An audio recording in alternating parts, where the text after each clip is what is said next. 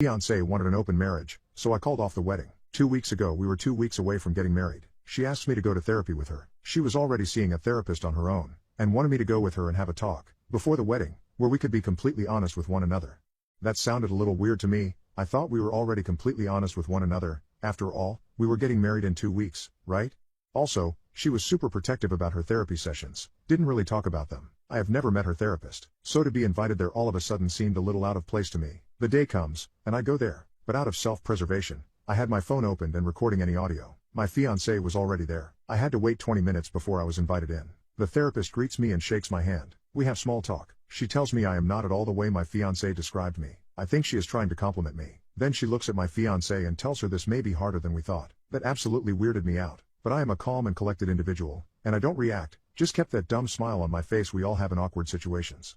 So the therapist starts talking, has a small speech I don't care to repeat. My fiancé takes my hand as the therapist starts telling me that we live in a modern world, and that my fiancé wants us to have a non-conventional marriage moving forward. I smile. I am not sure what the hell that means. Through my mind I am thinking she wants to talk how she will not be a slave to her husband, she will not sacrifice her work life, etc. modern woman and girl power and all that. Nope, she is actually talking about how once we get married, she wants to be free to sleep with other men, the other non-traditional type of marriage. I forgot it's 2018, but she loves me a lot, and would not be comfortable with me having the same benefits, because she would be too heartbroken knowing that I find other women attractive and that one of them could steal me from her. So I let them finish talking. They were very fluent, and they got more confident talking, probably empowered by my lack of reaction, and because I wasn't saying anything. This was definitely something they have rehearsed. I then asked the therapist if she is licensed. This, by her reaction, was not what she expected to be the first thing coming out of my mouth. She said yes, so I told her to explain to my fiancé why we will not be getting married anymore, and why we will not continue being a couple starting immediately. I wished them good luck, and left the office. Now, I want to report the therapist. I am not sure if I have to report her to the clinic, or is there a board that supervises therapists? I don't think they're planning an attempt to corner me as professional conduct, and I want her to pay for the misconduct. That session did not sit well with me. To be clear, there would have been no positive outcome to this talk my fiancé and the therapist had with me. Even if she wanted a completely open marriage, where I could sleep with other women, the outcome from my part would have been the same. That is not a marriage, that is a sham. It also dawns on me, she might have cheated on me. Now that I have this clarity of mind, certain things don't match up. So I was a fool anyway. I listened to the recording, and I still can't believe what was said there. Anyway, I called off the wedding. I am a very easygoing guy. There are no fights with me because I am not seeking them. There are no conflicts, enemies, because my life is guided on principle and common sense. That might have given my ex the impression I will be easy to walk over, like a doormat, but she is an idiot for thinking that. Having listened to the recording a few times, I am confident the therapist recognized I am not how my fiancé must have described me in their sessions. Hence this may be harder than we thought. Now that the wedding is no longer happening, people are starting to ask questions I am not comfortable answering. How do I navigate this? See, I am sure my ex is doing damage control, but I have the recording, and if she goes too far off the path, I will not shy letting people know what she wanted us to talk about. But my parents and family also want answers, and I am not sure what lies to tell them. I don't want them to think I am an idiot for allowing my ex to get to this point where she was so confident that she straight out told me she wants to F other dudes. She is also blowing my phone, my best friend's phone, my brother's phone. We can work on this. I didn't understand what they were telling me in the therapy session. She will do anything to fix this. It was the therapist's idea, she was against it, etc. Last cry of a dying siren.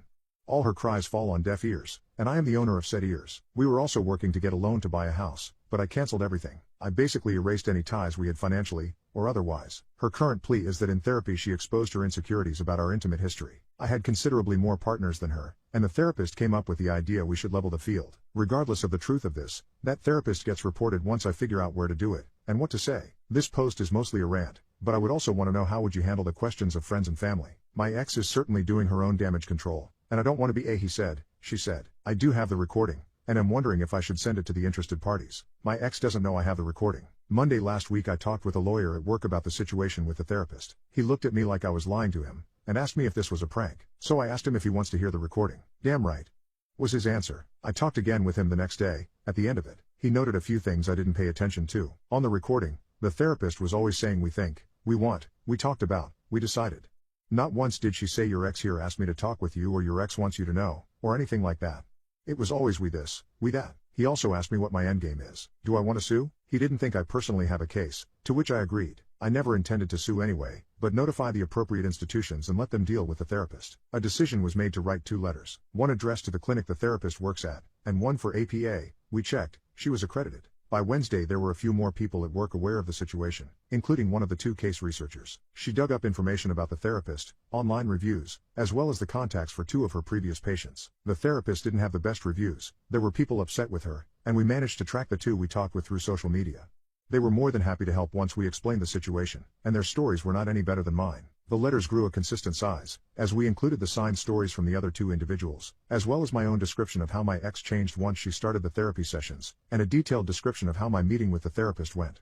Friday last week I met with the parents. Her parents came to my parents' house, and we had the talk. My ex was there too, and more info was disclosed. That made its way to the report on the therapist as well. This week, we sent the reports out. There was a reaction from the clinic. They called our office on Thursday morning, most probably to check if it is a prank or a real issue. We talked with their lawyer, or one of their lawyers, over the phone, and, when we confirmed it was legitimate, someone else was heard in the background, on their end, with a crap, they said they are taking this very seriously.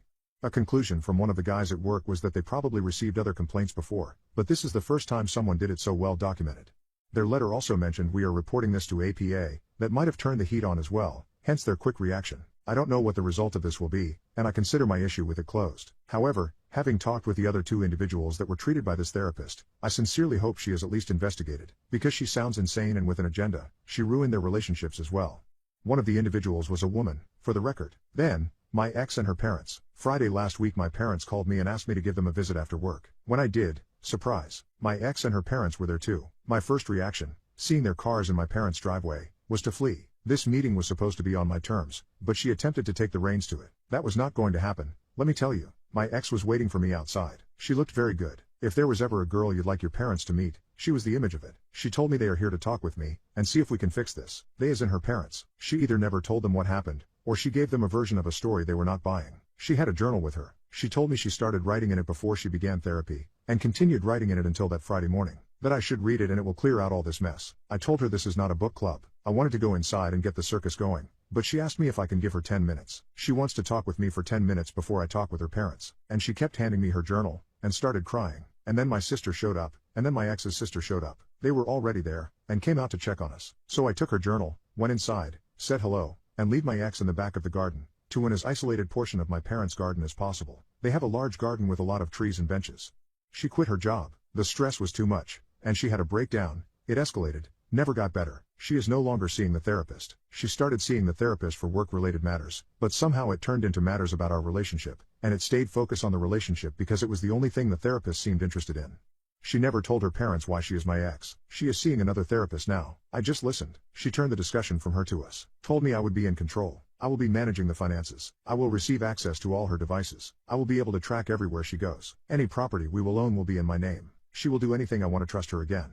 Basically things she said in her messages over the last weeks. She enumerated more things than the ones I mention. I don't know how she thinks that would be a healthy life, for either of us. I asked her if she cheated. She told me she had the opportunity to cheat, but she had never. I believe her, but it also angered me. What does she mean she had the opportunity? If you are in a committed relationship, you don't put yourself in a position where you have this opportunity. You don't want this opportunity. It's like saying I had the opportunity to kill someone today. Why? What were you doing that there was such an opportunity? Why call it opportunity anyway? It makes it sound like something positive. That pretty much ended our 10 minutes, and told her we should go and talk with our parents. So we did. I asked our sisters to leave us alone, as it was not any of their concern what was to be discussed. My sister huffed and puffed, but a house made of stone survives hurricanes, and she was not one. Well, I talked, and explained what happened, how the therapy session went, and my resolve. I didn't mention I had a recording, because I never had to. My ex confirmed everything I said, which surprised me. Her father had teary eyes, and that broke my heart. Her mother asked her if this is how she thinks they raised her, and asked for an explanation. My ex basically told them the same story. Stress at work, depression,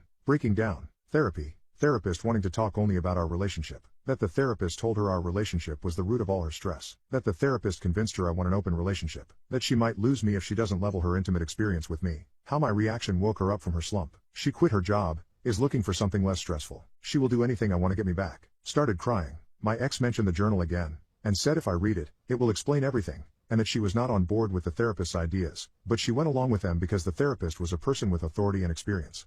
Our parents looked at me and I told them someone's private journal is not the type of literature I read, unless they are a dead poet. Big mistake. My intention was to relate that someone's private journals usually becomes literature if they are a famous writer, or leader, and usually they are published post-mortem.